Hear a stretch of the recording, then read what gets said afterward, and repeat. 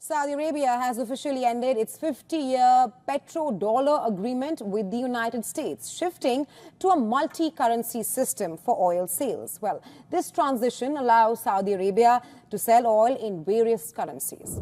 It was recently reported that a 50-year agreement between the United States and Saudi Arabia to price oil exclusively in US dollars has not been renewed, sparking speculation that the era of the petrodollar might be coming to an end.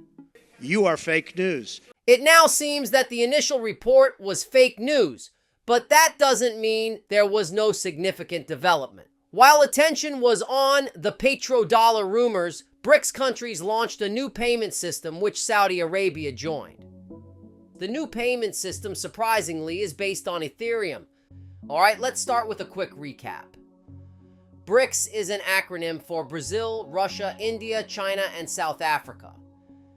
Originally coined as BRICS by former Goldman Sachs economist Jim O'Neill in 2001, the term predicted significant economic growth in these countries by 2050. This forecast was based on factors such as their growing populations, low labor costs, and abundant commodities, as well as geopolitical dynamics and commodity price trends. China had just joined the World Trade Organization. The global south was aligning with the US and commodities were booming. Under Xi Jinping's leadership, China began pursuing a more independent path, and commodity prices fell. As a result, Wall Street's optimism about BRICS waned. However, the underlying reasons for the initial bullish outlook, growing populations, low labor costs, and abundant commodities, still hold. The missing piece is a commodity bull market which has been returning in recent years, boosting BRICS' geopolitical influence. Despite this, most Western elites seem to ignore BRICS' resurgence, making it challenging to find quality information about these countries, especially in the West. This difficulty is compounded by the BRICS countries' reputation for government propaganda, making it hard to get accurate information on key issues. One such issue is the potential launch of a shared BRICS currency to rival the US dollar. Although there have been numerous reports about a so-called BRICS currency, supposedly gold-backed or crypto-based, there is no concrete evidence that such a currency is forthcoming. These reports often stem from offhand comments by BRICS officials or proposed ideas that never reach the pilot stage. To clarify, a BRICS currency and a BRICS payment system are two different concepts. A BRICS currency would be a new shared currency like the US dollar or the euro. In contrast, a BRICS payment system refers to the infrastructure or payment rails that can handle transactions in any currency. Now, the newly released payment system by the BRICS countries is called mBridge.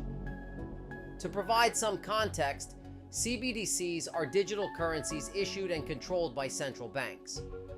The BIS, often referred to as the Bank for Central Banks, has been assisting central banks worldwide in implementing their CBDC systems. CBDCs are considered dystopian by some because they allow central banks and governments to control how individuals spend money and even how much they can save.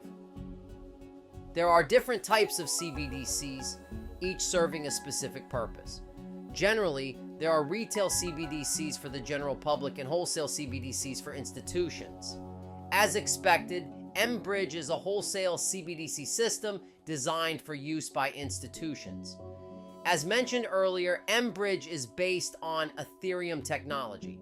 Specifically, it uses a blockchain called the MBL, coded in Solidity and utilizing the Ethereum virtual machine EVM for smart contracts. However, unlike Ethereum, the MBL is private and permissioned, meaning only central banks or commercial banks can use it. These banks run the nodes on the MBL, with central banks operating as validator nodes and commercial banks as relay nodes. Another key difference between mBridge and Ethereum is that mBridge appears to be much faster, thanks to its novel consensus mechanism called dashing.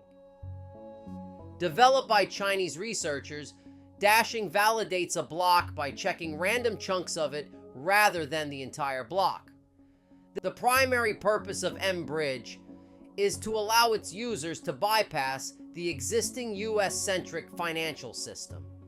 This includes avoiding the use of SWIFT, intermediary banks in cross-border transactions, and the US dollar in forex trading.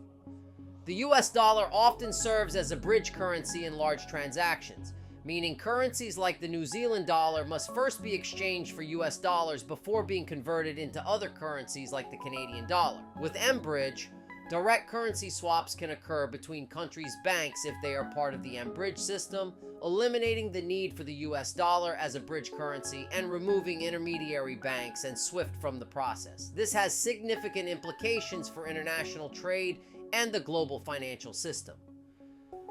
Removing the US dollar as a bridge currency reduces the demand for the dollar in large forex transactions by potentially trillions of dollars. Since the strength of the US dollar, like any asset, is influenced by supply and demand, a decrease in demand could weaken its value. This shift might be linked to the potential adoption of systems like mBridge. Now, if you like this video, check out this next video right here. Woo!